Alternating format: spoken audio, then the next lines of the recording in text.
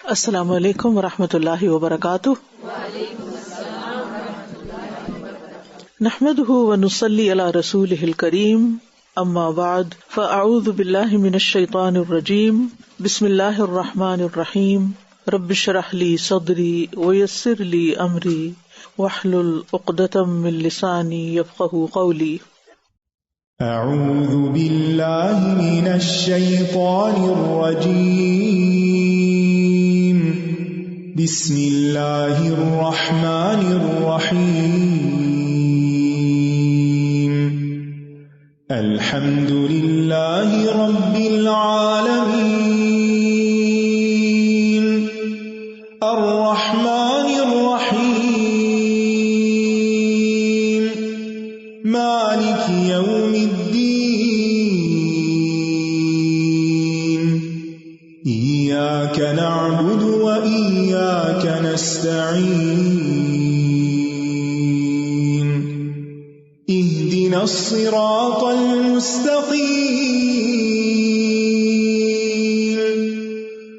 صراط الذین انعمت علیہم غیر المغضوب علیہم ولا الضالین۔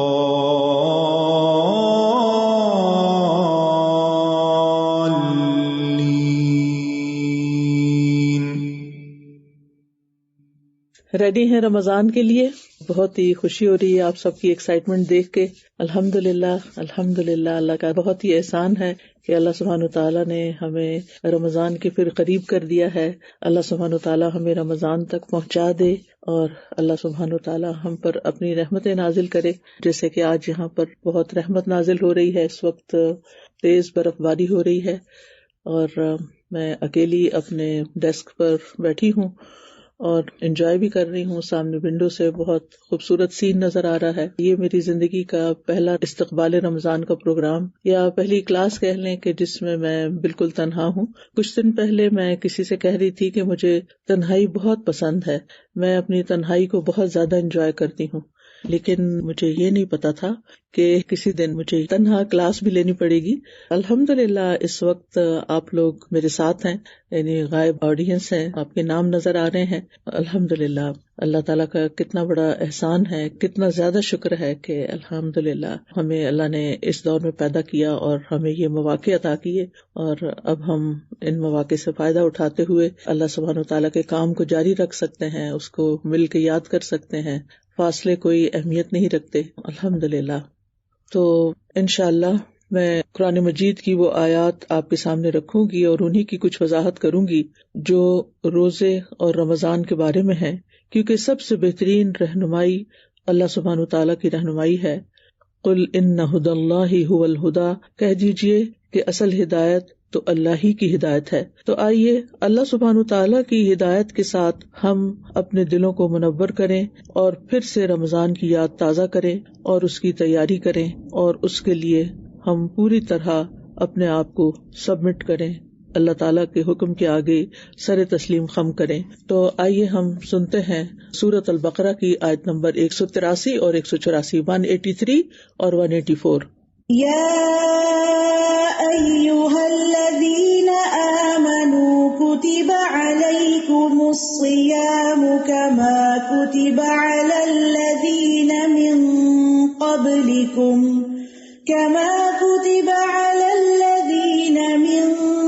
قبلکم لعلکم تتقون ایاما معدودات فمن كان منكم مريضا أو على سفر فعدة من أيام أخر وعلى الذين يطيقونه فدية طعام مسكين فمن تطوع خيرا فهو خير له وأن تصوموا خير لكم إن كنتم تعلمون۔ اے لوگو جو ایمان لائے ہو، تم پر روزے رکھنا فرض کر دیا گیا ہے۔ فرض عبادت ہے، جیسا کہ تم سے پہلے لوگوں پر فرض کیا گیا تھا. یعنی پچھلی شریعتوں میں بھی روزہ فرض تھا. کیوں فرض کیا گیا؟ تاکہ تم متقی بن جاؤ، تقوی والے بن جاؤ. گنتی کے چند دن ہیں، سارا سال نہیں، کئی مہینے نہیں، چند دن. یہ بھی نہیں فرمایا کہ ایک مہینہ، مہینے کا لفظ نہیں ہے، گنتی کے چند دن ہیں. پھر جو کوئی تم میں سے بیمار ہو یا سفر پر ہو تو دوسرے دنوں میں گنتی پوری کر لے، یعنی قضا روزے رکھ لے. بیماری یا سفر کی حالت کی وجہ سے اگر روزہ چھوڑنا پڑے تو گنتی پوری کرنا ضروری ہے. 29 کا مہینہ ہے تو 29 کی گنتی پوری کرے گا، 30 کا مہینہ ہے تو 30 کی گنتی پوری کرے گا. اور جو لوگ طاقت رکھتے ہوں وہ ایک مسکین کا کھانا فدیہ دے دیں. یعنی اگر ایسی بیماری ہے جس میں شفا یاب ہونے کی امید نہیں تو پھر وہ فدیہ دے دیں.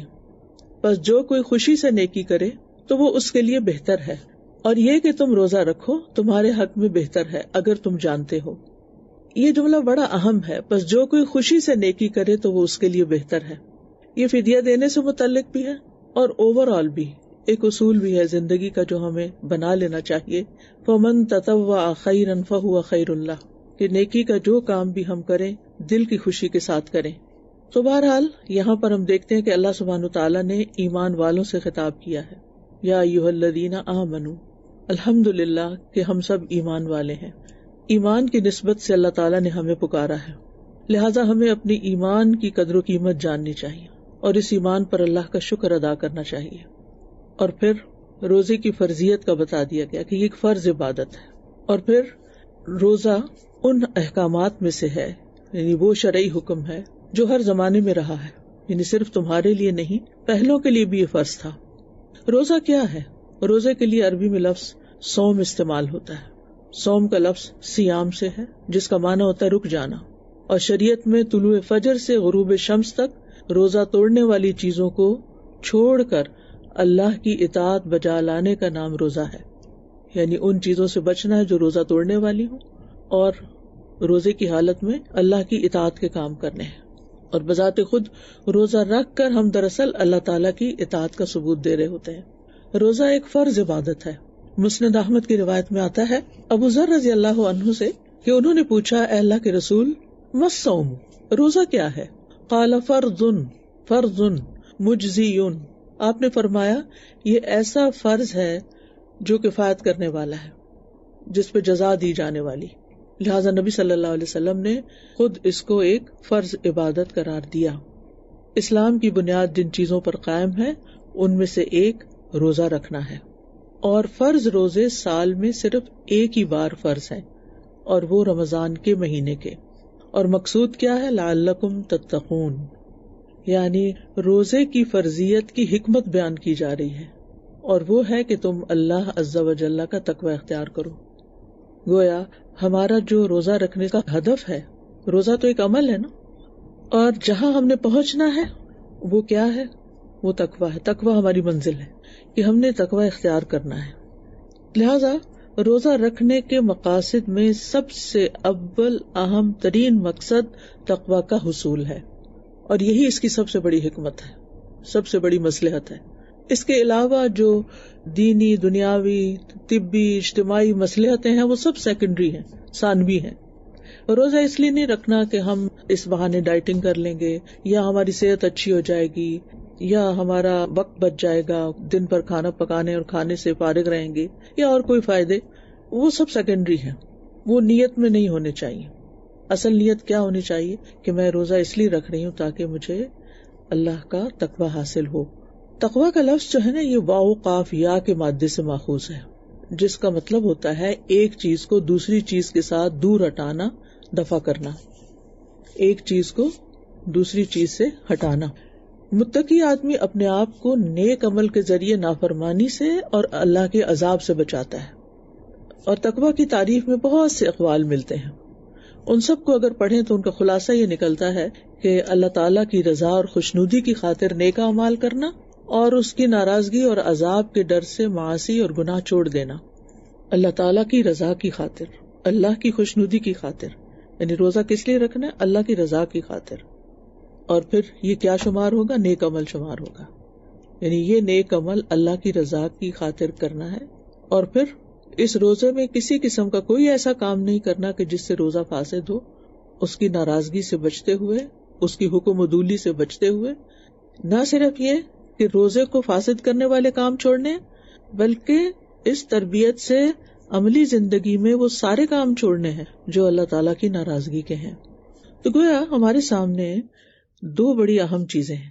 ایک ہے کہ ہم نے ان نیکیوں کی طرف دوڑنا ہے، ان کاموں کی طرف دوڑنا ہے جو اللہ تعالیٰ کی رضا کے ہیں، اللہ تعالیٰ کی پسند کے ہیں، اللہ تعالیٰ کو خوش کرنے والے ہیں. اور صرف یہی کافی نہیں، اس سے تقویٰ حاصل نہیں ہوگا، یہ آدھا کام ہے. دوسری طرف ہمیں گناہوں کو چھوڑنا بھی ہے، اللہ کی ناراضگی کے کاموں کو چھوڑنا ہے. اللہ تعالیٰ جن کاموں سے بچنے کا حکم دیتا ہے ان سے بچنا بھی ہے. کرنے کے کام کرنے ہیں اور نہ کرنے کے نہیں کرنے. یہ دونوں جب اکٹھے ہوں گے تو تقویٰ حاصل ہوگا.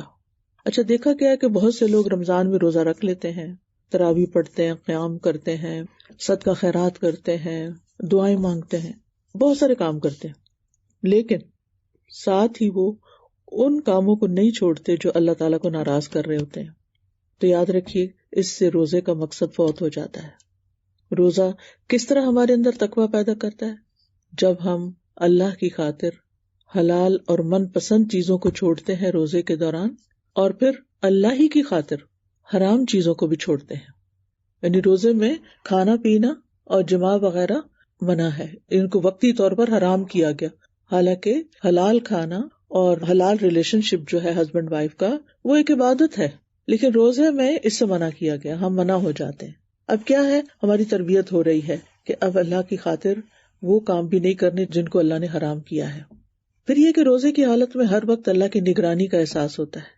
تو ہم نے اس سبق کو یاد کر کے اپنی عملی زندگی میں رمضان کے بعد بھی جاری رکھنا ہے کہ ہم نے اللہ کی نگرانی کو محسوس کرنا ہے کہ ہم کہیں پر بھی ہوں، ہم اکیلے ہوں، ہم سب کے درمیان ہوں، ہم خرید و فروخت کر رہے ہوں، ہم کسی عورت سے بات کر رہے ہوں، ہم کسی مرد سے بات کر رہے ہوں، ہم اپنے گھر والوں کے درمیان ہوں، ہم کسی شادی کی محفل میں ہوں، ہم کسی غم کے موقع پر ہوں. ان تمام مواقع پر یہ یاد رکھنا ہے کہ اللہ ہمیں دیکھ رہا ہے اور ہم نے وہ کرنا ہے جو اللہ تعالیٰ چاہتا ہے، اور وہ چھوڑ دینا ہے اللہ تعالیٰ جس سے منع کرتا ہے، وہ کام نہیں کرنے کیونکہ اللہ تعالیٰ دیکھ رہا ہے. تو روزہ ہمارے اندر یہ عادت مضبوط کرتا ہے کہ ہمیں اللہ کی نگرانی کا احساس دلاتا ہے. اسی لیے آپ دیکھیں کہ روزے کی حالت میں پھر گناہ کم ہوتے ہیں اور نیکیوں کا غلبہ ہوتا ہے. پھر یہ ہے کہ روزے کے ذریعے ہمیں اللہ کی نعمتوں کے شکر کا طریقہ بھی آتا ہے. جب بھوک لگی ہو اور کھانا بھی سامنے اور پھر نہ کھائیں، تو پھر عام زندگی میں جب کھانا کھا سکتے ہوں تو کھانا کھا کر ہم اللہ تعالیٰ کا شکر ادا کریں، اور اسی طرح باقی نعمتوں پر بھی، یعنی شکر گزار بننا بھی اس کا ایک مقصد ہے. پھر اسی طرح روزہ رکھنے سے ہمارے نفس کی بھی تربیت ہوتی ہے. انسان کو اپنے نفس کو، اپنی خواہشات کو قابو میں کرنا آتا ہے. آپ دیکھیں کہ دو چیزیں جو ہیں وہ انسان کے بگاڑ کا ذریعہ بنتی ہیں، ایک شہوات اور ایک شبہات. تو روزہ جو ہے وہ شہوات یعنی خواہشات پر قابو پانے کا اور اس طرح نفس کو کنٹرول کرنے کا، سیلف کنٹرول کا ایک بڑا اہم ذریعہ ہے. اور جب انسان طاقتور ہو جاتا ہے ایمانی طور پر، اپنے نفس پر قابو پا لیتا ہے، تو پھر اس پر شیطان کا وار نہیں چلتا، پھر وہ اپنے دشمن کو ہرا دیتا ہے، وہ اپنے دشمن پر بھی قابو پا لیتا ہے. کیونکہ شیطان جو ہے وہ نفس کے ذریعے ہم پر حاوی ہوتا ہے، اور جب ہم نفس کو کنٹرول کر لیتے ہیں، اس کی باغ ڈور اپنے ہاتھ میں لے لیتے ہیں اور اپنی خواہشات کو کنٹرول کر لیتے ہیں، تو پھر شیطان کو موقع نہیں ملتا کہ وہ کہیں سے آ سکے. پھر اس کے علاوہ آپ دیکھیں کہ روزہ رکھنے سے انسان کی جسمانی صحت اچھی ہوتی ہے. تو اس وقت میں اس کے طبی فوائد میں نہیں جاؤں گی، اس پر بہت کچھ لکھا گیا ہے، بہت کچھ سننے کو ملے گا، بہت کچھ آپ پڑھ سکتے ہیں. لیکن میرا یہاں کہنے کا مطلب یہ ہے کہ بھوک سے بھی ایک الگ طرح کی طاقت پیدا ہوتی ہے انسان کے اندر. روحانی طاقت تو پیدا ہوتی ہے، لیکن انسان کے اندر سستی وغیرہ بھی ختم ہوتی ہے، کیونکہ اس کے جسم سے ٹاکسنز وغیرہ ختم ہوتے ہیں، تو اس کی عبادت میں خوبصورتی آ جاتی ہے. آپ دیکھیں کہ اگر روزہ نہ ہو تو قیام اللیل زیادہ مشکل ہوتا ہے عام دنوں میں، لیکن روزہ رکھنے کے بعد وہی راتیں ہوتی ہیں، وہی دن ہوتے ہیں، دن کو بھی بھوکے رہے ہوتے ہیں لیکن راتوں کو بھی دیر دیر تک عبادت کرتے ہیں. تو یہ روزے کی برکات میں سے بھی ہے، لیکن اس کی ایک بنیادی وجہ ہے کہ روزہ آہستہ آہستہ ہمارے اندر کی صفائی کرتا جاتا ہے، جس کی وجہ سے ہمارے لیے نیکی کے کام کرنا آسان ہو جاتے ہیں. پھر اسی طرح روزے کے ذریعے ہمیں دوسرے انسانوں کی بھی تکلیف، دکھ، درد، بھوک، پیاس، ان چیزوں کا بھی احساس ہوتا ہے، اور اس طرح انسان صرف اپنے لیے نہیں سوچتا، دوسروں کے لیے بھی سوچتا ہے. اور ایک متقی اور نیک انسان وہی ہوتا ہے جو سیلف سینٹرڈ نہیں ہوتا، بلکہ وہ دوسروں کی خیر اور بھلائی کے کام کرنے والا ہوتا ہے. انسان کے اندر اگر عاجزی ہو، انسان کے اندر شکر کے جذبات ہوں، انسان کے اندر اگر فائدہ پہنچانے کی صلاحیت ہو، تو انسان دنیا میں بھی ایک بہترین انسان بن جاتا ہے، دنیاوی اعتبار سے بھی اور اللہ کی نگاہ میں بھی. اللہ سبحانہ تعالیٰ کو تکبر پسند نہیں. روزے میں آپ دیکھیں گے کہ جب انسان کو بھوک لگتی ہے یا انسان اپنے نفس پر کنٹرول کرنے لگتا ہے تو اس کے اندر ایک عاجزی پیدا ہوتی ہے. یعنی وہ بھوک جو ہوتی ہے یا کمزوری کی کیفیت جو ہوتی ہے انسان کے اندر عاجزی پیدا کرتی ہے. اب یہ عاجزی جو ہے اگر عام روزمرہ زندگی میں انسان کے اندر ہو کہ اگر اللہ نے انسان کو بہت کچھ بھی دیا ہوا ہے جس کی بنا پر وہ تکبر کر سکتا ہے، کوئی علم ہے، مال ہے، حسن ہے اور بہت سی نعمتیں ہیں، تو جب انسان کچھ چیزوں سے بھی محروم ہوتا ہے تو اس کے اندر عاجزی آتی ہے.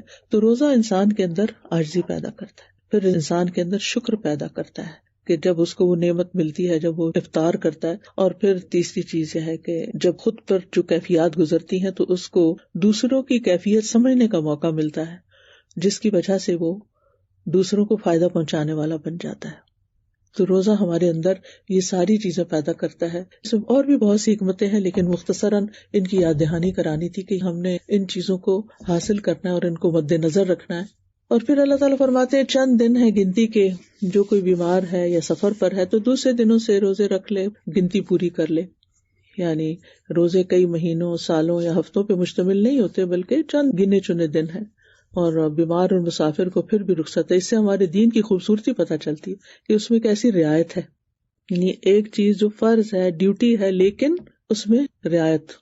ہمیں بھی اپنی زندگی میں اس چیز کو لانا چاہیے کہ بعض اوقات ہم دوسرے انسانوں کے ساتھ جب معاملہ کر رہے ہوتے ہیں، ان کو کچھ ذمہ داریاں سونپ رہے ہوتے ہیں، تو پھر ان کا ایک ہیومن آسپیکٹ بھی ہوتا ہے کہ ان کے اندر بیماری بھی ہو سکتی ہے، ان کے اندر کچھ ایسی مجبوری ہو سکتی ہے کہ جس کی وجہ سے اگر وہ اپنا کوئی کام پورا نہ کر سکیں، جیسے گھر کے ملازم ہی ہو سکتے ہیں، تو وہاں پر ان کے ساتھ رعایت برتنے والے ہوں. اور ویسے بھی زندگی میں دوسرے انسانوں کے ساتھ رعایت برتنا کہ کسی نے اگر آپ کا حق پورا نہیں بھی دیا تو کوئی بات نہیں، اس کی مجبوری کو، اس کی ضرورت کو اگر انسان سمجھے تو انسان کے لیے کام کرنا آسان ہو جاتا ہے.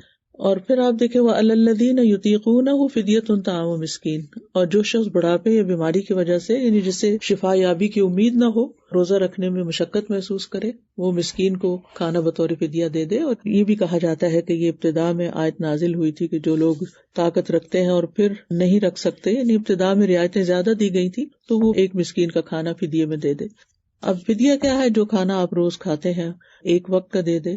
اور آپ دیکھیے کہ فمن تطوع خیرا فہو خیر اللہ، جو خوشی سے نیکی کرے اس کے لیے بہتر ہے. یعنی جو کوئی ایک مسکین سے زیادہ کئی لوگوں کو کھانا کھلا دے تو یہ اس کے لیے بہتر ہے، یا پھر یہ کہ جو فدیے کے ساتھ ساتھ بعد میں اگر ہمت آ گئی روزہ رکھے تو یہ اس کے لیے بہتر ہے. وَأَن تَصُومُوا خَيْرٌ لَكُمْ، اور یہ کہ تم روزہ رکھو یہ تمہارے حق میں بہتر ہے. ان کنتم تعلمون، اگر تم جانتے ہو. یعنی ابتدا میں لوگوں کو شوق دلایا گیا کہ روزہ رکھنا زیادہ بہتر ہے فدیہ دینے سے. اور عام حالات میں بھی آپ دیکھیں کہ اگر ایسے بزرگ ہیں کہ روزہ رکھنے میں انہیں زیادہ مشقت ہوتی ہے، لیکن پھر بھی وہ اگر کوشش کریں اور رکھنا چاہیں تو ان کو رکھنا ہی زیادہ بہتر ہے. کیونکہ بعض اوقات انسان اپنے آپ کو انڈر ایسٹیمیٹ کرتا ہے، میں یہ نہیں رکھ سکوں گا، میں یہ نہیں کر سکوں گا.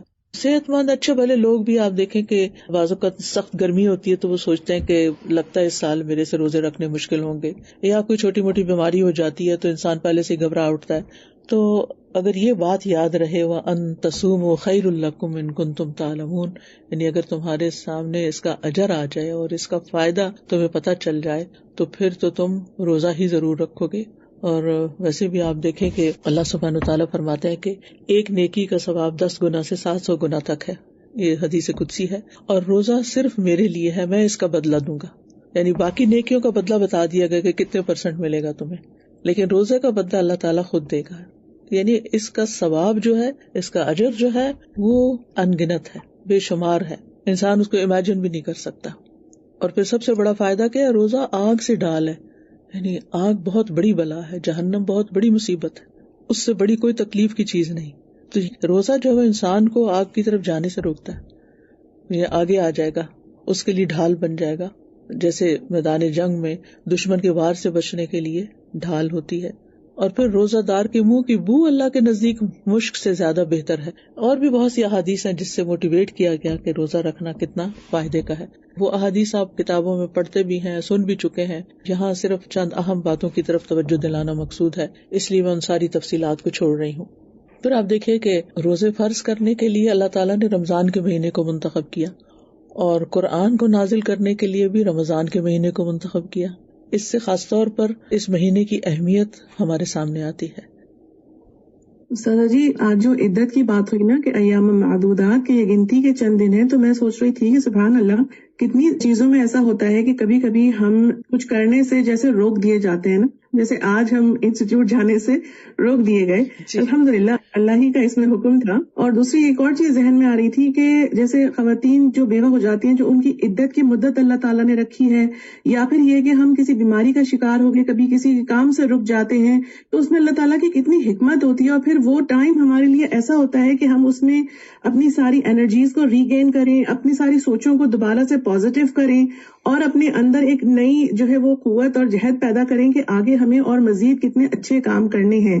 تو یہ جو رک جانا ہے نا حلال چیزوں سے، یہ اللہ تعالیٰ کی ہمارے لیے ایک بہت بڑی رحمت ہے، جس میں اللہ تعالیٰ ہمیں بہت کچھ سکھانا چاہتے ہیں. بالکل آپ نے صحیح کہا، آپ نے میرے دل کی بات کی کہ بعض اوقات اللہ سبحانہ وتعالیٰ کچھ چیزوں سے ہمیں جب روکتے ہیں تو اس کے بڑے ہی فائدے ہوتے ہیں.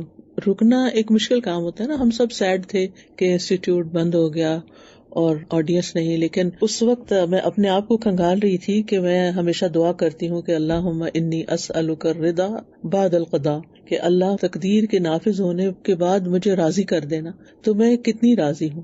الحمدللہ دل میں ایسی ٹھنڈک تھی، ایک لمحے کے لیے بھی کوئی تکلیف، کوئی غم، پریشانی، کوئی فکر لاحق ہی نہیں ہوئی کہ یہ سب کچھ آج بند کیوں ہو گیا اور میں اکیلے بیٹھ کے یہ کیسے کروں گی. الحمدللہ کہ یعنی ہم کچھ چاہتے ہیں اور اللہ تعالیٰ ہمارے لیے کچھ اور چاہتے ہیں، اور جو اللہ تعالیٰ ہمارے لیے چاہتے ہیں اسی میں ہمارا فائدہ ہوتا ہے، اور وہی ہمارے لیے خیر و برکت کا باعث ہوتی ہے. یعنی اللہ تعالیٰ مختلف سچویشن میں ڈال کر ہمیں آزماتے ہیں کہ ہم اس وقت کرتے کیا ہیں. اب ہم کیا اطاعت گزار ہیں، اس کی رضا پہ راضی ہیں، یا پھر ہم اپسیٹ ہیں. اگر ہم اپسیٹ ہیں تو اس کا نقصان اللہ تعالیٰ کو تو کچھ بھی نہیں، خود ہم ہی کو ہے. تو اللہ سبحانہ وتعالیٰ ہمیں ہمیشہ رکنے والی چیزوں سے روک کر اپنی رضا سے نوازے.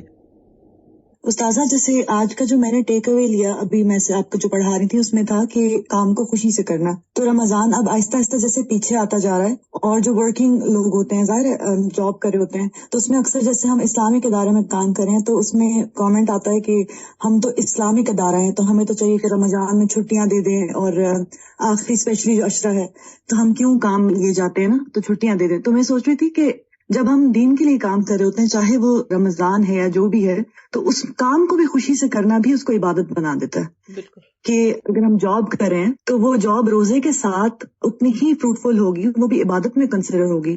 تو مجھے لگ رہا تھا یہ میرا ٹیک اوے ہوگا. آپ دیکھیے کہ مجھے تو ہمیشہ جنگ بدر یاد آتی ہے کہ وہ رمضان میں ہوئی تھی. صحابہ نے یہ تھوڑی کہا تھا کہ ابھی تو رمضان ہے، تھوڑا ٹھہر جائیں، یا لوگ اس کو عذر بنا لیتے.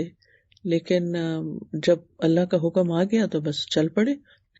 شہر رمضان الذی انزل فیہ القرآن ھدی للناس وبینات من الھدی والفرقان فمن شہد منکم الشہر فلیصمہ ومن كان مريضا أو على سفر فعدة من أيام أخر يريد الله بكم اليسر ولا يريد بكم العسر ولتكملوا العدة ولتكبروا الله على ما هداكم وَلِتُكَبِّرُوا اللَّهَ عَلَى مَا هَدَاكُمْ وَلَعَلَّكُمْ تَشْكُرُونَ. رمضان وہ مہینہ ہے جس میں قرآن نازل کیا گیا جو لوگوں کے لیے سراسر ہدایت ہے، اور اس میں ہدایت اور حق و باطل میں فرق کرنے کے واضح دلائل ہیں، تو جو کوئی تم میں سے اس مہینے کو پائے اسے چاہیے کہ اس کے روزے رکھے، اور جو بیمار ہو یا سفر میں ہو تو دوسرے دنوں میں گنتی پوری کر لے۔ اللہ تمہارے ساتھ آسانی چاہتا ہے اور وہ تمہارے ساتھ تنگی کا ارادہ نہیں رکھتا، اور تاکہ تم گنتی پوری کر لو، اور تاکہ جو اس نے تمہیں ہدایت بخشی ہے تم اس پر اللہ کی بڑائی بیان کرو، اور تاکہ تم شکر ادا کرو۔ تو یہاں ماہ رمضان کی اہمیت کا بھی پتہ چل رہا ہے، اور قرآن کی بھی۔ قرآن کا نزول رمضان کے مہینے میں ہوا، لہٰذا رمضان کے مہینے کو باقی مہینوں پر فضیلت بخشی گئی۔ رمضان کی بابرکت رات میں نازل ہوا، انا انزلناہ فی لیلۃ مبارکہ، تو اس رات کو بھی خاص خصوصیت حاصل ہوئی۔ انا انزلناہ فی لیلۃ القدر، بے شک ہم نے اسے قدر کی رات میں اتارا، تو لیلۃ القدر تمام راتوں میں افضل رات قرار پائی۔ تو یہ ایک مبارک مہینہ ہے۔ حدیث میں آتا ہے رسول اللہ صلی اللہ علیہ وسلم نے فرمایا، اتاکم رمضان، تمہارے پاس رمضان کا مہینہ آ گیا ہے، شہر مبارک، یہ بڑا بابرکت مہینہ ہے۔ فرض اللہ عز وجل علیکم صیامہ، اللہ عز وجل نے تم پر اس ماہ کے روزے فرض قرار دیے ہیں۔ تفتح فیہ ابواب السماء وتغلق فیہ ابواب الجحیم، اس ماہ میں آسمان کے دروازے کھول دیے جاتے ہیں، سبحان اللہ، خوب خوب دعائیں قبول ہوتی ہیں، نیک اعمال اوپر جاتے ہیں، اور اس میں جہنم کے دروازے بند کر دیے جاتے ہیں۔ اور ایک اور روایت میں آتا ہے کہ جنت کے دروازے کھول دیے جاتے ہیں۔ وَتُغَلُّ فِيهِ مَرَدَةُ الشَّيَاطِينِ، اور اس میں سرکش شیاطین طوق پہنا دیے جاتے ہیں۔ جب سرکش شیاطین کی بات ہوئی تو یہ بھی کہا جاتا ہے کہ پھر عام شیاطین بہرحال کچھ نہ کچھ اپنے کام کرتے رہتے ہیں، یعنی ہر شیطان نہیں بند ہوتا، خود ہمارے نفس کے اندر جو شیطانی رویے ہیں وہ بھی ہمارے ساتھ ہی ہوتے ہیں، لیکن ان کا علاج ہوتا ہے رمضان کے روزے کے ذریعے۔ یہ مہینہ بے پناہ خیر لانے والا ہے۔ نبی صلی اللہ علیہ وسلم نے فرمایا، بے شک تم پہ یہ مہینہ آ گیا اور اس میں ایک ایسی رات ہے جو 1000 مہینوں سے بہتر ہے۔ جو اس سے محروم رہا ہر طرح کی خیر و بھلائی سے محروم رہا، اور اس کی خیر سے محروم وہی رہے گا جو واقعی محروم ہو۔ یہ نیکیوں کی طرف دعوت دینے والا مہینہ ہے، جس میں ایک فرشتہ پکارتا ہے کہ اے خیر کے طالب آگے بڑھ، اور اے شر کے طالب رک جا، یہاں تک کہ رمضان ختم ہو جاتا ہے، اور یہ ہر رات ہوتا رہتا ہے، یعنی ہر روز ہوتا ہے۔ اور پھر یہ کہ یہ گناہوں کے کفارے کا مہینہ ہے۔ پچھلے رمضان سے لے کر اس رمضان تک جتنے گناہ ہوئے ان کے لیے یہ مہینہ کفارے کا ذریعہ ہے، یعنی وہ گناہ صاف ہو جاتے ہیں۔ جہنم سے آزادی کا مہینہ ہے، لہٰذا اس مہینے کی ہمیں قدر کرنی چاہیے۔ تو اللہ تعالیٰ فرماتے ہیں، شہر رمضان الذی انزل فیہ القرآن، رمضان وہ مہینہ ہے جس میں قرآن نازل کیا گیا۔ یہ بھی کہا جاتا ہے کہ تمام کتب سماویہ یعنی آسمانی کتابیں جو ہیں وہ رمضان میں ہی نازل ہوئی، اور ان کی تاریخیں وغیرہ بھی روایات میں آتی ہیں۔ بہرحال جو بڑی اہم بات ہے وہ یہ کہ یہ مہینہ خاص طور پر کس لیے اہم ہے کہ انزل فیہ القرآن، اور قرآن کیا ہے؟ یہاں اگلے 5 لفظوں میں قرآن کی حقیقت بتائی گئی ہے، ھدی للناس وبینات من الھدی والفرقان، لوگوں کے لیے ہدایت، اور ہدایت اور فرقان کے لیے دلائل بینات، یعنی تمام لوگوں کے لیے اس میں رہنمائی ہے۔ ھدی للناس ہے یہ قرآن، مومن، کافر، مشرک، منافق، نیک، بد، سب کے لیے رہنمائی ہے۔ اور پھر علمی رہنمائی بھی ہے اس میں، اور پھر عملی رہنمائی بھی۔ اور پھر آپ دیکھیے کہ دوبارہ فرمایا وبینات من الھدی، بینات کا مطلب ہے روشن آیات، واضح دلائل، اور پھر دوبارہ ہدایت کا لفظ آ گیا۔ تو بینات من الھدی یعنی ایک ہدایت عام ہوتی ہے، اور ایک وہ ہدایت ہے جس کے ساتھ دلیل بھی ہوتی ہے۔ سو اس میں صرف ہدایت ہی نہیں بلکہ اس کے دلائل بھی ہیں۔ یہ اہم بات ہے، نوٹ کیجیے، یعنی اس کتاب میں صرف رہنمائی نہیں کی گئی بلکہ دلائل کے ساتھ رہنمائی دی گئی ہے۔ اور صرف دلائل ہی نہیں، والفرقان، بینات بھی اور فرقان بھی ہے، یعنی ہدایت اور فرقان کی روشن نشانیاں ہیں، دلائل اور ثبوت ہیں۔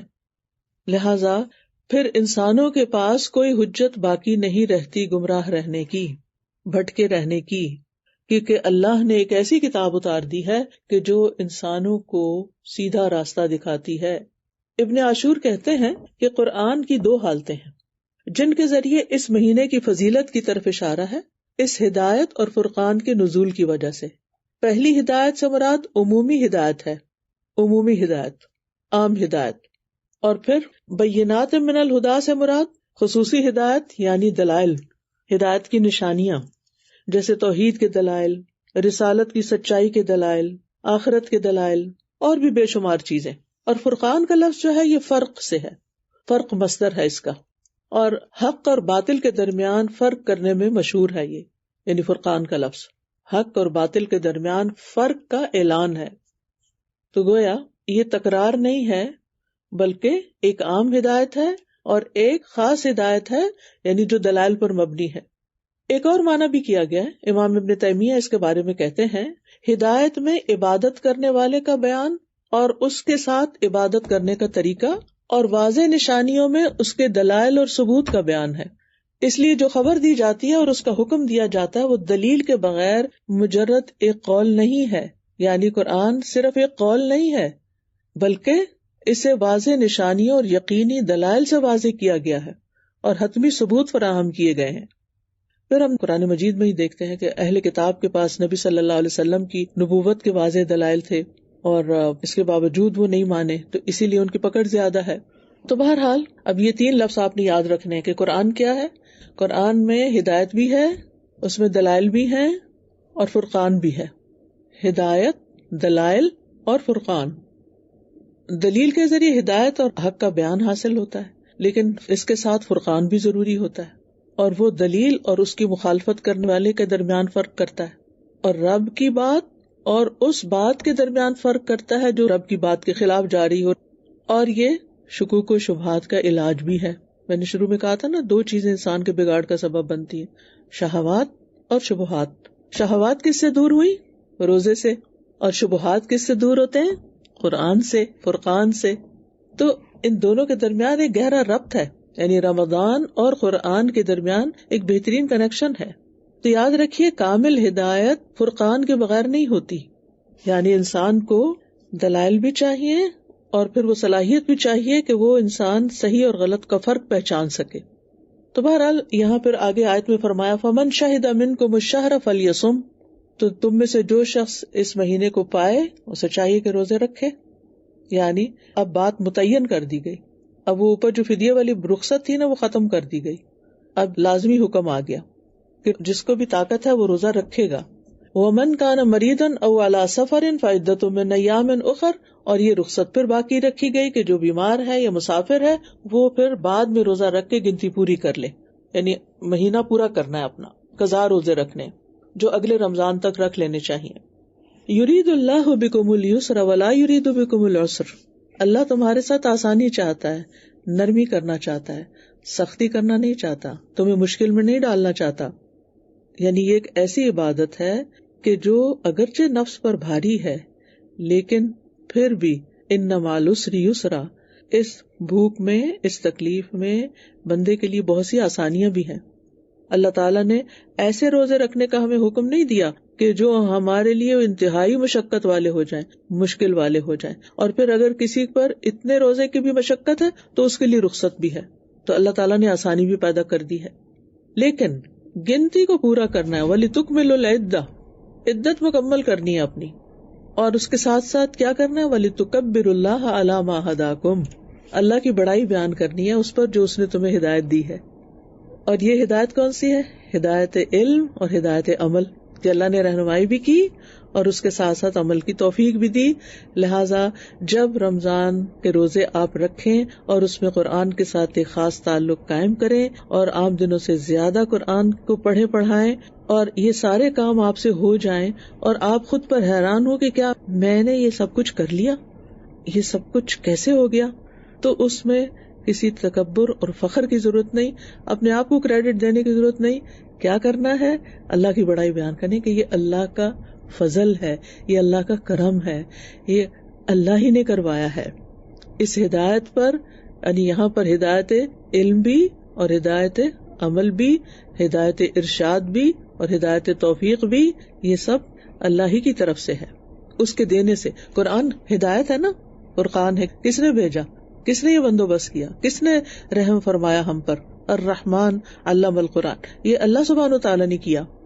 لہٰذا بڑائی تو اللہ ہی کے لیے ہے جس نے یہ سب دیا، اور پھر اس پر عمل کی توفیق کس نے دی، اور خاص طور پر رمضان میں جو عام دنوں سے زیادہ نیکی کی توفیق کس نے دی، یہ بھی اللہ نے دی، رہنمائی بھی اس نے کی، عمل کی توفیق بھی اس نے دی، لہٰذا بڑائی تو اللہ ہی کے لیے ہے۔ جب انسان اس طرح کی سوچ رکھتا ہے تو پھر انسان اللہ کی نظر میں بڑا ہوتا ہے، لیکن اگر انسان سمجھے یہ سب کچھ میرا اپنا کوئی کمال ہے تو پھر یہ شیطانی رویہ ہو جاتا ہے۔ یعنی آپ دیکھیں کہ تکبیر کا کیا مطلب ہوتا ہے، بڑائی بیان کرنا۔ تو جب انسان کو کوئی نعمت ملتی ہے تو وہ اپنے آپ کو بڑا سمجھنے لگتا ہے، اپنے آپ کو دوسروں سے بلند محسوس کرنے لگتا ہے، لیکن ہمیں خود کو بلند نہیں کرنا اور تکبر نہیں کرنا، تکبیر کرنی ہے۔ تکبر نہیں، اللہ کی تکبیر، دونوں کا روٹ ایک ہی ہے، یعنی نیکی پر کسی قسم کا کوئی تکبر نہیں کرنا، بلکہ نیکی کرنے کی توفیق ملنے پر اللہ سبحانہ تعالیٰ کی تکبیر بیان کرنی ہے، بڑائی بیان کرنی ہے۔ وَلَعَلَّكُمْ تَشْكُرُونَ، اور تاکہ تم شکر گزار ہو جاؤ۔ کس چیز پر شکر گزار ہو؟ کہ اللہ نے ہمارے لیے آسانی چاہی، اللہ نے ہمارے لیے مشکل نہیں کی، اللہ نے ہمیں بعد میں گنتی مکمل کرنے کی اجازت دی، اور اللہ نے ہمیں تکبیر کہنا سکھائی، اللہ نے ہماری رہنمائی کی۔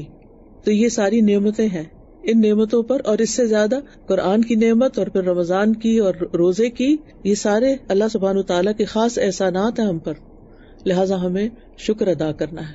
اور شکر کی حقیقت کیا ہے؟ کہ جس نے نعمتیں دی ہیں اس کی اطاعت کی جائے، اس کے احکامات پر پھر مزید آئندہ رمضان کے بعد بھی عمل کیا جائے، اور جن چیزوں سے اس نے روکا ہے ان سے رکا جائے، جن چیزوں کو اس نے حرام قرار دیا ہے ان کو حرام سمجھا جائے، ان کو چھوڑ دیا جائے، اور جن چیزوں کو اس نے کرنے کا حکم دیا ہے وہ کی جائے، یہی اصل شکر ہے۔ تو اس سے یہ پتہ چلتا ہے کہ رمضان کو قرآن کی وجہ سے شرف ملا ہے، اللہ نے اس کو روزے کے ساتھ شرف بخشا ہے، لہٰذا ہمیں اس پر اللہ کا شکر ادا کرنا ہے۔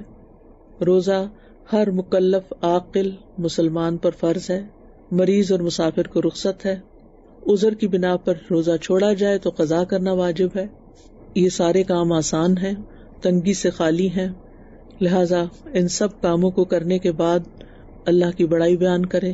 عید کے دن خاص طور پر تکبیرات خوب پڑھیں، یعنی عید کے دن کا آغاز، اور پھر اطاعت کے عہد کریں۔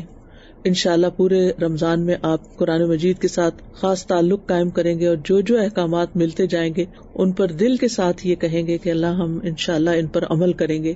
آپ دورہ قرآن کروائیں یا دورہ قرآن سنیں یا قرآن کا کچھ حصہ پڑھیں اور فکر تدبر کے ساتھ، تو آپ ساتھ ساتھ اپنے دل میں عہد کرتے جائیں اور دعائیں بھی مانگتے جائیں، اللہ مجھے توفیق دے کہ میں تیرے اس حکم پر بھی عمل کروں۔ یعنی رمضان ہماری تربیت کا مہینہ ہے جس کے بعد ہمیں ایک نیا انسان بن کر سامنے آنا ہے۔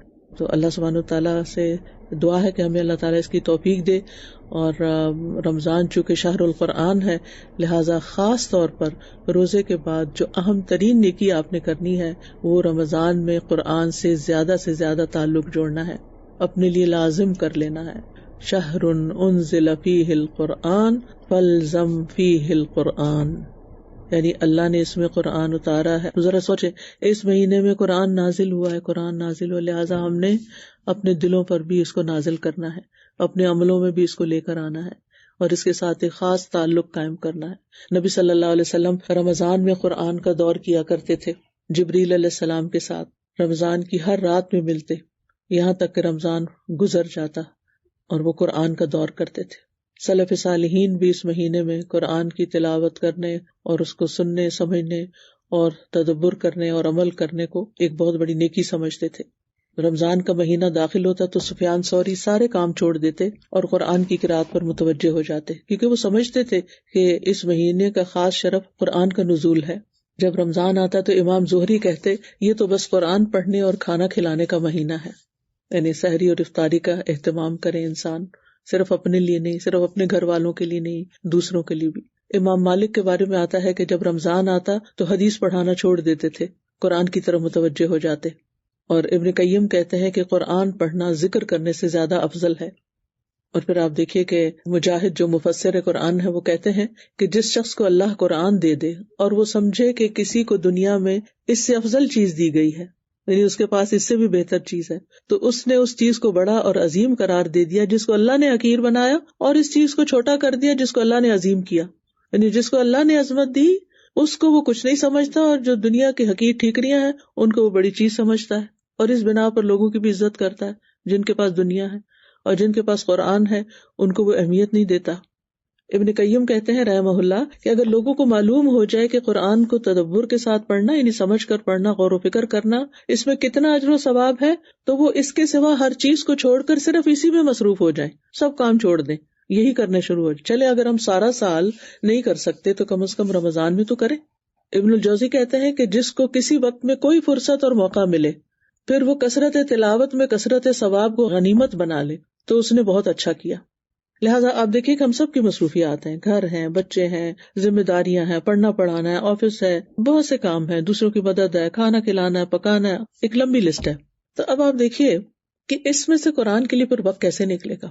ہو سکتا ہے دورہ قرآن میں ہم چلے جائیں، 2 گھنٹے اپنے لیے نکال لیں، بہت اچھی بات ہے، لیکن اپنی تلاوت سے پارہ کیسے پورا کریں؟ اس دفعہ تو میں 2 پڑھنا چاہتی ہوں، 2 کیسے پورے کریں؟ تو اس کے لیے یہ نہیں ہو سکتا کہ آپ کو گھنٹہ 2 آرام سے مل جائے کہ آپ ایک جگہ بیٹھ کے، ہاں اعتکاف میں مل جائے گا لیکن ویسے نہیں۔ تو پھر کیا کریں؟ چھوٹے چھوٹے وقفوں سے فائدہ اٹھائیں۔ اب تو موبائل کی صورت میں کتنی سہولت ہے کہ جہاں آپ چھوڑیں گے وہیں سے دوبارہ شروع کر لیں گے، کوئی نشانیاں رکھنے کی بھی اور کوئی الگ چیز کیری کرنے کی بھی ضرورت نہیں، بس تھوڑے تھوڑے وقفے، چھوٹے چھوٹے انتظار کے وقفے، کام کرتے ہوئے جہاں جہاں موقع ملے قرآن پڑھتے رہیں۔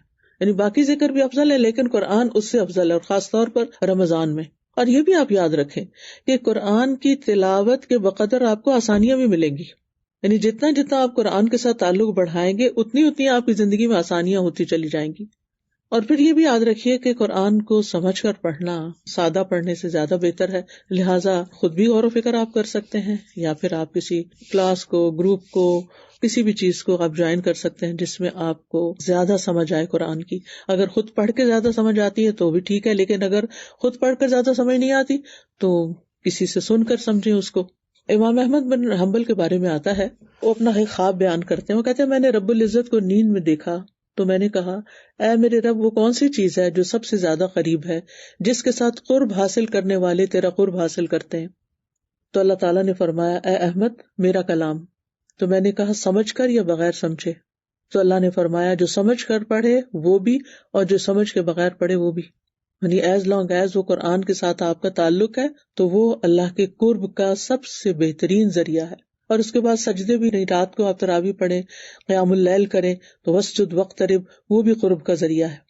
سب سے زیادہ جو آپ نے روزے کے بعد کام کرنا ہے وہ قرآن سے اپنے تعلق کو مضبوط کرنا ہے، اور اس کے لیے نا اپنے دل کو حاضر کرنا ہے، وہ شہید جیسے قرآن میں آتا ہے۔ تنہائیوں میں غور و فکر کریں، کام کرتے ہوئے جو پڑھا ہے اس میں سے کسی نقطے پر غور و فکر کریں، کیونکہ قرآن جو ہے یہ حکمت والی کتاب ہے، حکمت والے رب کی طرف سے آئی ہے، رب رحیم کی طرف سے آئی ہے۔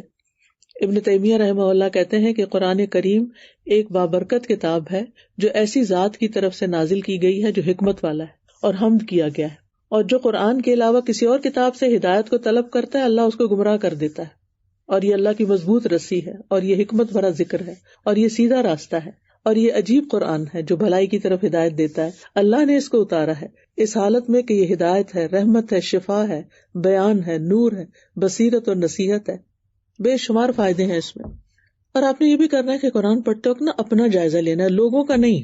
مشکل یہ ہے کہ جب ہم سنتے ہیں نا کوئی بات، ہم کہتے ہیں وہ فلاں یہ کرتا ہے، فلاں یہ کرتا ہے، آپ نے ساری توجہ اپنے اوپر رکھنی ہے، اور پھر آپ نے اپنے دل کا جائزہ لیتے رہنا ہے کہ کیا آپ کو نماز میں، قرآن میں لذت محسوس ہو رہی ہے، آپ کا دل لگ رہا ہے یا نہیں، یا آپ کا دھیان بار بار اپنے موبائل کی طرف جا رہا ہے، یا کوئی اور چیز آپ مس کر رہے ہیں، کیا آپ فلی ان ہیں اس میں؟ کیونکہ کچھ لوگوں کو میں نے دیکھا ہے کہ وہ قرآن بھی پڑھتے ساتھ موبائل رکھا ہوتا ہے، اور جب ٹک بجی اس پہ تو وہ قرآن پڑھنا چھوڑ کے تو وہ میسج چیک کرنا شروع کر دیتے ہیں۔ تو اس طرح کے کام نہیں کرنے، مکمل توجہ سے قرآن پڑھنا اور سننا ہے۔ اور پھر انشاءاللہ تعالیٰ اس سال بھی ہم معانی القرآن کے نام سے دورہ قرآن کریں گے، اور اس میں انشاءاللہ طریقہ کار یہ ہوگا کہ اس دفعہ پلان یہ ہے کہ پورا قرآن آپ کو سنوایا بھی جائے، کیونکہ قرآن پڑھ لیتے ہیں، ہم سن بھی لیتے ہیں، تراویح وغیرہ میں بھی سن لیتے ہیں، لیکن اس دفعہ میں نے سوچا کہ ہم ہر دفعہ بس ترجمہ پڑھتے جاتے ہیں اور تلاوت نہیں سنواتے اور نہ سنتے ہیں۔ تو انشاءاللہ تعالیٰ اس دفعہ سورہ وائز ہم چلیں گے، اور ایک رکوع کی تلاوت پہلے ہوگی، پھر اس کا ترجمہ، اور پھر اس میں سے عمل کی چند باتیں، اہم نقطوں کی طرف آپ کی توجہ دلاؤں گی انشاءاللہ تعالیٰ، تاکہ آپ کو خود بھی غور و فکر کرنا آئے اور اہم آیات کو ہائی لائٹ کرنا تو بہتر یہ ہے کہ آپ کے پاس قرآن مجید کا ایسا نسخہ ہو کہ جس میں اہم آیات کو آپ ہائی لائٹ بھی کر لیں تاکہ بعد میں بھی تلاوت کرتے ہوئے ان کے اوپر غور و فکر کرتے رہیں. اور پھر یہ ہے کہ یہ یاد رکھے کہ ان ھذا القرآن یہدی للتی ہی اقوم، بے شک یہ قرآن ایسی راہ دکھاتا ہے جو سب سے سیدھی ہے. لہٰذا آپ نے یہ یقین کے ساتھ سامنے رکھنا ہے کہ جو قرآن مجھے بتا رہا ہے یہی میرے لیے نجات کا راستہ اور میں نے اس پر عمل کرنا ہے.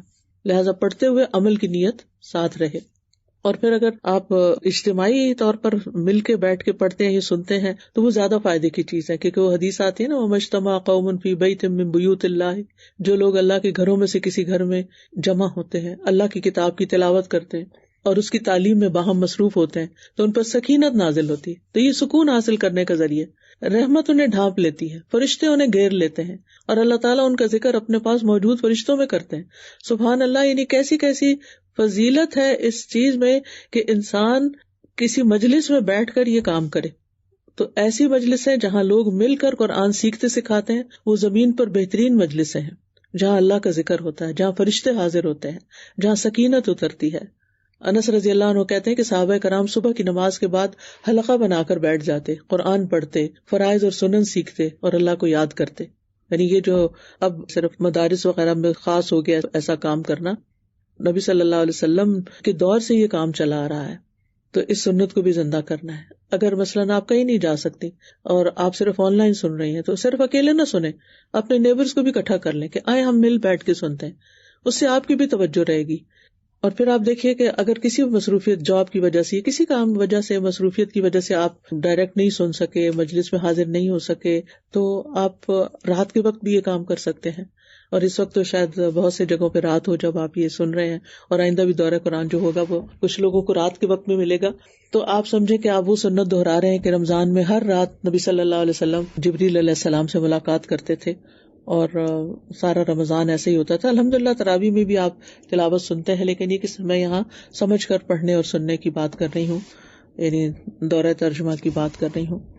تو بہرحال اس مہینے میں ہم نے قرآن کے ساتھ خاص تعلق قائم کرنا ہے، تلاوت بھی کرنی ہے، قیام اللیل بھی کرنا ہے، کچھ آیات ہو سکے تو حفظ بھی کرنی ہے، اور سب کے ساتھ مل بیٹھ کر اور اکیلے بھی درس و تدریس کا اہتمام کرنا ہے اور اس سے نصیحت حاصل کرنی ہے. کیونکہ ان فی ذلک لذکر لمن کان لہ قلب او القی السمع وہو شہید، یقیناً اس میں ہر اس شخص کے لیے نصیحت ہے جس کا کوئی دل ہو یا وہ کان لگائے جبکہ وہ دل سے حاضر بھی ہو. تو اس کا مطلب ہے کہ ہم نے پڑھ کر بھی نصیحت لینی ہے لیکن کان لگا کر بھی، او القی السمع. تو انشاءاللہ پڑھنے کے ساتھ ساتھ سننے پر بھی فوکس رکھنا ہے. تو اس لیے دورہ قرآن مجید کی مجالس میں شرکت بھی کرنی ہے، یا آن لائن مجلس میں شرکت کرنی ہے، یا اپنے اہل و عیال کے ساتھ بیٹھ کے پڑھنا ہے، یا دوستوں کو شریک کرنا ہے، یا نیبرز کو شریک کرنا ہے.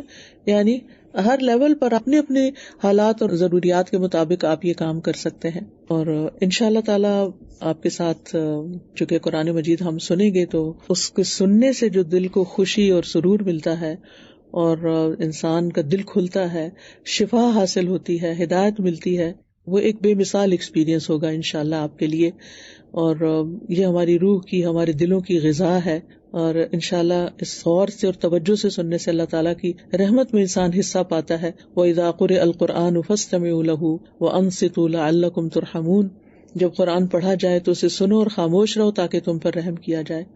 تو انشاءاللہ تعالیٰ جب آپ اس کو سنیں گے اور توجہ سے سنیں گے تو یہ آپ کے دلوں میں اترے گا. اللہ تعالیٰ کی طرف سے خوشخبری بھی ملے گی. فَبَشِّرْ عِبَادِ الَّذِينَ يَسْتَمِعُونَ الْقَوْلَ فَيَتَّبِعُونَ أَحْسَنَهُ أُولَئِكَ الَّذِينَ هَدَاهُمُ اللَّهُ وَأُولَئِكَ هُمْ أُولُو الْأَلْبَابِ. تو میرے ان بندوں کو بشارت دے دو، خوشخبری دے دو. کن کو؟ وہ جو بات کو سنتے ہیں، غور سے سنتے. الَّذِينَ يَسْتَمِعُونَ الْقَوْلَ، پھر اس کے بہترین پہلو کی پیروی کرتے ہیں. یہی وہ لوگ ہیں جنہیں اللہ نے ہدایت دی. گویا ہدایت یہی لوگ پا سکتے ہیں اور یہی عقل والے ہیں. تو انشاءاللہ اس کتاب سے دنیا اور آخرت میں نور بھی آپ کو ملے گا، اندھیروں سے، غموں سے، پریشانیوں سے، بہت سی فکروں سے نجات ملے گی اور دل میں ایمان راسخ ہوگا. کیونکہ اللہ تعالیٰ فرماتے ہیں نا قرآن مجید میں، انما المؤمنون الذین اذا ذکر اللہ وجلت قلوبہم واذا تلیت علیہم آیاتہ زادتہم ایمانا وعلی ربہم یتوکلون. سچے مومن تو وہ ہیں کہ جب ان کے سامنے اللہ کا ذکر کیا جائے تو ان کے دل کانپ اٹھتے ہیں، یعنی دلوں پہ اثر ہوتا ہے. اور جب اللہ کی آیات انہیں سنائی جائیں تو ان کا ایمان بڑھ جاتا ہے. تو انشاءاللہ یہ رمضان قرآن سننے کے ساتھ آپ کے ایمان کو بڑھانے کا ذریعہ بنے گا اور وہ اپنے رب پر بھروسہ کرتے ہیں. پھر انسان میں توکل بھی آ جاتا ہے. ابن رجب کہتے ہیں کہ قرآن سننے سے دل میں ایمان مضبوط ہو جاتا ہے, انسان کے نفس کی تطہیر ہوتی ہے, انسان کے اخلاق بہترین ہوتے ہیں, کیونکہ نبی صلی اللہ علیہ وسلم کا اخلاق قرآن تھا, کیونکہ وہ آپ کے دل پر اترا. تو ہمارے بھی دل پہ جب اترے گا سننے کے ساتھ, تو پھر انشاءاللہ یہ بھی نصیب ہوگا کہ ہمیں اللہ سبحانہ و تعالیٰ ریاکاری سے اخلاص کی طرف لے جائے گا, اور برے اخلاق سے اچھے اخلاق کی طرف, اور تاریکیوں سے ہدایت کے نور کی طرف, اور سچائی کی طرف, اور شکوک و شبہات اور شہوات سے بھی انشاءاللہ نجات ملے گی. اور پھر آپ دیکھیے کہ سننے کے ساتھ ساتھ جب دلوں پہ اثر ہوتا ہے تو آنسو بھی بہتے ہیں. تو کوشش کیجئے کہ دل حاضر ہوں تاکہ آنکھیں بھی صاف ہوں, آنسو بھی آئیں, اور نیکیوں میں ہم دوڑ لگانے والے بنے, خاص طور پر جو صدقہ خیرات اور ان چیزوں میں بھی, کیونکہ نبی صلی اللہ علیہ وسلم رمضان میں جب جبریل علیہ السلام سے ملاقات کرتے تھے تو لوگوں کو بھلائی پہنچانے میں بارش لانے والی ہوا سے بھی زیادہ جود و کرم فرماتے. اور یہ صرف مال سے نہیں ہوتی تھی, ہر طریقے سے. اور صحابہ کرام کا بھی یہی طریقہ رہا. آپ کو معلوم ہوگا کہ کس طرح حضرت عمر جو اتنے سخت انسانوں میں سے تھے, ان کے اندر شدت تھی اور سختی تھی, لیکن جب ان کی بہن کے بارے میں انہیں پتا چلا کہ اسلام قبول کر چکی ہے اور ان سے قرآن سنا, قرآن کان کے ذریعے دل میں داخل ہوا, تو اسلام کا نور ان کے دل میں چمک اٹھا اور وہ اسلام کے لیے ایک بہت بڑی قوت بن گئے. تو بہرحال اس بات کے ساتھ میں بات مکمل کروں گی کہ قرآن کو مضبوطی سے تھام لیں. کتنے ہی نابینا ہیں جو قرآن کو دیکھنے کی تمنا کرتے ہیں لیکن دیکھ نہیں سکتے, تو جن کو اللہ نے آنکھیں دی ہیں وہ قرآن کو دیکھ کر بھی لذت حاصل کریں. کتنے ہی بہرے افراد ہیں جو قرآن کی تلاوت سننے کی آرزو رکھتے ہیں لیکن سن نہیں سکتے. اللہ نے ہمیں سننے کی طاقت دے رکھی ہے, لہٰذا ہم اس سننے پر شکر ادا کریں اور توجہ سے سنیں. تو ہم جنہیں اللہ نے سننے اور دیکھنے کی صلاحیت دی ہے, ہم پھر قرآن سے دور کیوں ہیں؟ ہمیں اپنی یہ دونوں صلاحیتیں, دونوں دروازے کھول کے رکھنے ہیں قرآن کے لیے, تاکہ قرآن ہمارے دلوں میں جگہ پکڑے اور دل سے پھر ہمارے پورے وجود میں سرایت کرے اور ہمیں عمل میں حصہ ملے. بارک اللہ فیکم. جی, آپ نے بتایا کہ قرآن کی وجہ سے رمضان کا شرف ہے, اور fasting is a way I think to celebrate this Ramadan this month. اور ہمارا ایک ریکویسٹ ہے سب سے کہ سب کو قرآن کی ہدایت کی ضرورت ہے, لیکن خاص طور پہ مسلم یوتھ کے لیے اراؤنڈ دا ورلڈ پلیز ضرور سب دعا میں شامل رکھیں کہ اللہ انہیں قرآن سے جوڑ دے. آمین. ان کے لیے اللہ تعالیٰ اچھے ٹیچرز مہیا کرے جو ان کی بات سمجھیں اور ان کو سمجھا سکیں, کیونکہ بہت سے لوگ یوتھ کے مسائل بیان کرتے ہیں, لیکن میں سمجھتی ہوں کہ اگر یوتھ کو اچھے استاد مل جائیں, اچھے رہنما مل جائیں, تو یوتھ کے اندر بہت پوٹینشیل ہوتا ہے. اب یہ ہے کہ اور تو کہیں نہیں ملتے, تو کم از کم آپ خود ہی بن جائیے. جو استاذہ میں نے یہ سیکھا ہے کہ چھوٹے چھوٹے وقفوں سے جو آپ نے بتایا فائدہ اٹھائیں, ان میں ہم قرآن کو, کیونکہ انفارچونیٹلی موبائل جو ہے وہ ہر ٹائم ہمارے پاس ہی ہوتا ہے, ہمارے ہاتھوں میں ہی ہوتا ہے, اس میں ہم قرآن کو کر لیں اور چھوٹے چھوٹے وقفوں میں جو بھی اگر ہمارا بزی اسکیجول ہے تو اس میں ہم قرآن کو جو ہے تلاوت کریں, اس کو پڑھیں. اس کے لیے میں ایک بات آپ سب سے یہ بھی کہنا چاہوں گی کہ آپ لوگ جیسے یونیورسٹی گوئنگ بچیاں ہیں یا کالجز میں جا رہی ہیں یا آپ کے بچے جا رہے ہیں, تو ان کو بھی یہ چیز سمجھائیں اور ان کے موبائل پر ایسی ایپس ڈاؤن لوڈ کر دیں جس میں قرآن مجید ہو اور وہ اس کو دیکھ کے پڑھ سکیں یا سن سکیں. اور دعائیں ایپ جو ہے وہ ان کو ڈاؤن لوڈ کر کے دیں. سب لوگ کم از کم 5 لوگوں کو دعائیں ایپ جو ہے وہ ضرور ڈاؤن لوڈ کروا کے دیں, تاکہ وہ اس سے دعائیں پڑھ سکیں اور اللہ تعالیٰ کے ساتھ کنیکٹ ہو سکیں. جی استاذہ, میں انڈیا سے ہوں. میں رمضان کے جیسے ایک ایک دن لمحہ بڑا قیمتی ہوتا ہے نا استاذہ, تو ایسے میں یہاں انڈیا میں خاص طور سے این افطار کے وقت نا گھر سے افطاری آتی ہے, افطاری کے تبادلے ہوتے ہیں, گھر سے آتا ہے برتن خالی کر کے, تو اس کے بارے میں استاذہ آپ کیا کہیں گے؟ مطلب ہمیں ظاہر ہے کہ اپنا کھانا دوسروں کے ساتھ شیئر کر لیں, دوسروں کا آپ کھا لیں, لیکن بہت وقت اس پہ لگا دینا اور رمضان کو ایک فاسٹنگ کے بجائے فیسٹنگ کا مہینہ بنا لینا اور صرف کھانے پینے پہ توجہ رکھنا, تو یہ تو اس کی روح کے خلاف ہے. روزے میں تو کہا جاتا ہے کھانا نہ کھاؤ اور جب ہمیں موقع ملتا تو ہم اگلی پچھلی کسر نکال دیں, یہ درست نہیں ہے. یہاں پہ مجھے حدیث یاد آ رہی تھی, نبی صلی اللہ علیہ وسلم نے فرمایا دلوں کو زنگ لگ جاتا ہے جیسے لوہے کو زنگ لگتا ہے. تو صحابہ کرام نے فرمایا کہ دلوں کو زنگ کیسے دور کریں, تو آپ صلی اللہ علیہ وسلم نے فرمایا کہ کثرت سے قرآن پڑھو اور موت کو کثرت سے یاد کرو. تو کثرت سے قرآن پڑھنا ہے تاکہ ہمارے دلوں کا زنگ انشاءاللہ دور ہو. جزاک اللہ خیر. اللہ کا قرب حاصل کرنے کے لیے سب سے اہم وسیلہ قرآن کی تلاوت ہے. ٹھیک ہے. وآخر دعوانا ان الحمد للہ رب العالمین. سبحانک اللہم وبحمدک اشہد ان لا الہ الا انت استغفرک واتوب الیک. السلام علیکم ورحمۃ اللہ وبرکاتہ. أهلا وسهلا يا رمضان شهر التوبة والغفران مرحبا بك رمضان رمضان شهر الذكر والإحسان أهلا وسهلا يا رمضان شهر الصدقة والإكرام مرحبا بك رمضان رمضان أهلا وسهلا يا رمضان.